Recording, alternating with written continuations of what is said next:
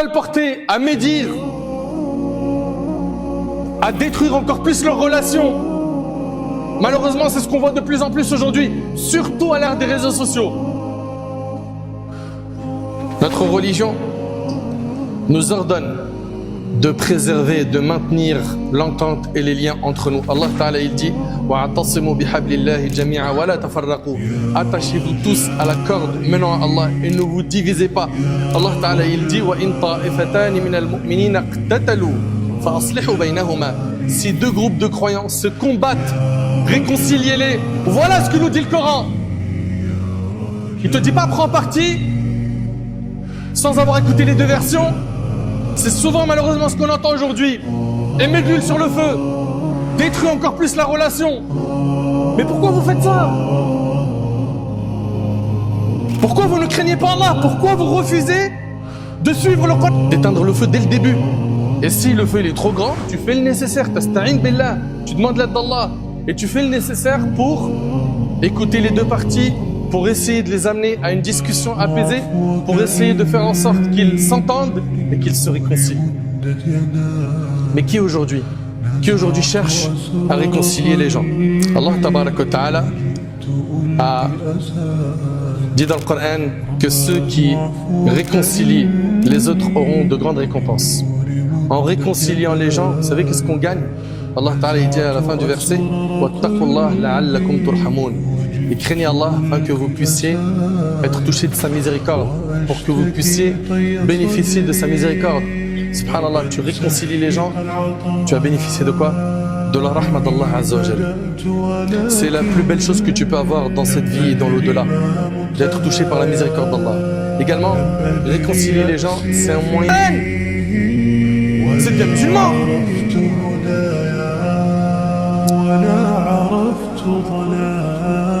Allah Ta'ala il dit fattaqullah wa aslihu dhata baynikum wa ati'u Allah wa rasulahu kuntum mu'minin. Allah Ta'ala il dit craignez Allah, rétablissez de bonnes relations mutuelles et obéissez à Allah et à son messager si vous êtes croyants. Allahu Akbar. Notre religion nous incite donc à réconcilier les cœurs. Il y a probablement autour de toi des gens qui ne se parlent pas. Il se peut que ce soit des gens de ta famille ou de tes amis. Des gens que tu connais, ils ne se parlent plus depuis un bon bout de temps. Et plus le temps il passe, plus comme vous le savez, les choses s'accumulent dans les cœurs jusqu'à ce qu'ils en arrivent à un stade où ils ne veulent plus jamais rencontrer la personne avec qui elle est en litige. C'est là où toi tu dois intervenir. Toi ton rôle en tant que musulman, c'est d'intervenir vite. Ce sont des situations où une personne peut être contrainte d'ajouter des propos ou d'aller au-delà de la stricte vérité afin de préserver l'entente et d'éviter un préjudice.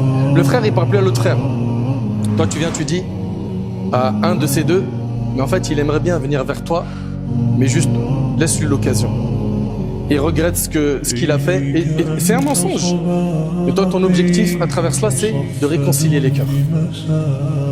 Ça, c'est permis en islam. Et de l'autre côté, tu vas aller chez l'autre aussi lui dire la même chose. Tu sais qu'il aimerait venir vers toi, mais voilà, ta porte, elle est vraiment condamnée. Essaye de le rire un petit peu, etc. Et tu vas apaiser un petit peu les tensions des deux côtés. Il dit Khattabi, dans certaines circonstances, un léger degré de désobéissance a été toléré en raison de l'espoir qu'il mène à une réconciliation. Et notre prophète, alayhi salatu wassalam, ça a été le meilleur exemple dans ce domaine, dans le fait de réconcilier les cœurs. D'après Sahl ibn Sa'd, les habitants de Quba se disputaient violemment, jusqu'à en venir à se lancer des pierres. Lorsque le prophète en fut informé, il dit « Allons les réconcilier » rapporté par le Bukhari. Vous voyez le réflexe du prophète ? Qu'est-ce qu'il a dit ? Allons les réconcilier. C'est pas il y a la guerre entre eux, je vais participer moi aussi à propager des rumeurs, à colporter, à médire, à détruire encore plus leurs relations. Malheureusement, c'est ce qu'on voit de plus en plus aujourd'hui, surtout à l'ère des réseaux sociaux. Notre religion nous ordonne de préserver, de maintenir l'entente et les liens entre nous. Allah Ta'ala il dit wa'tasimu bihablillahi jami'a wa la tafarraqu. Attachez-vous tous à la corde menant à Allah et ne vous divisez pas. Allah Ta'ala il dit wa in ta'ifatan min al-mu'minina iqtatalu fa aslihu baynahuma. Si deux groupes de croyants se combattent, réconciliez-les. Voilà ce que nous dit le Coran. Il te dit pas prends parti sans avoir écouté les deux versions. C'est souvent malheureusement ce qu'on entend aujourd'hui. Et mets de l'huile sur le feu. Détruis encore plus la relation. Mais pourquoi vous faites ça? Pourquoi vous ne craignez pas Allah? Pourquoi vous refusez de suivre le Coran? Vous êtes bien musulmans.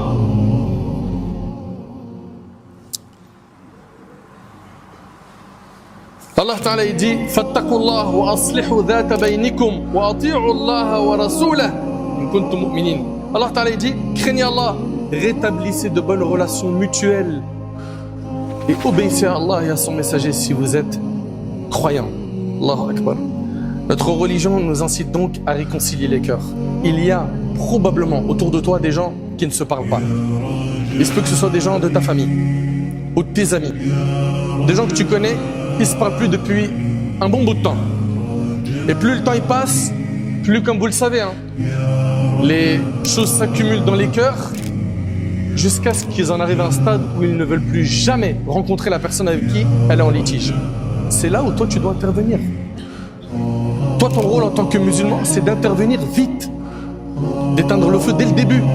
Et si le feu il est trop grand, tu fais le nécessaire, tasta'in billah, tu demandes l'aide d'Allah et tu fais le nécessaire pour écouter les deux parties, pour essayer de les amener à une discussion apaisée, pour essayer de faire en sorte qu'ils s'entendent et qu'ils se réconcilient.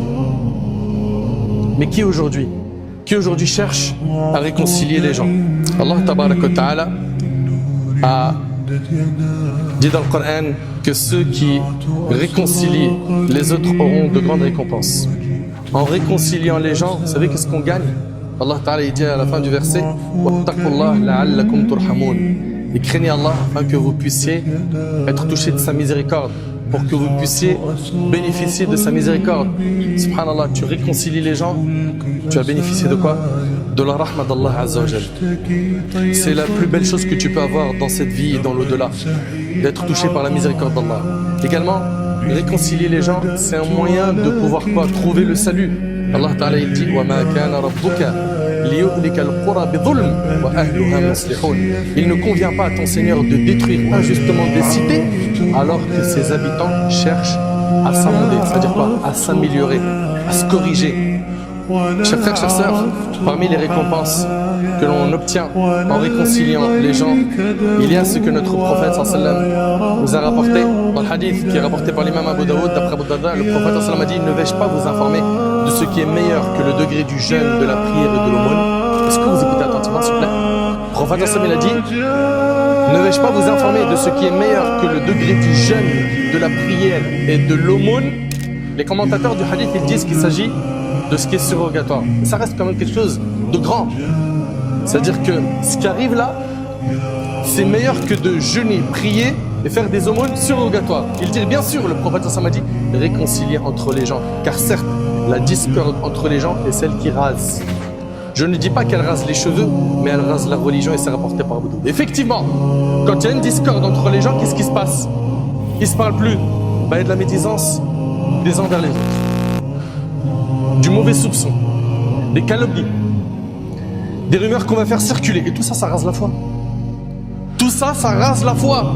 Parmi donc les récompenses que tu gagnes quand tu réconcilies les gens, c'est la récompense qui a été citée ici dans le hadith, qui est plus grande que le degré du jeûne, de la prière et de l'aumône, en réconciliant les gens. Également, le prophète sallallahu alayhi wa sallam, il dit, dans le hadith d'Abi Huraira qui est rapporté par Muslim, le fait de réconcilier entre deux personnes est une aumône.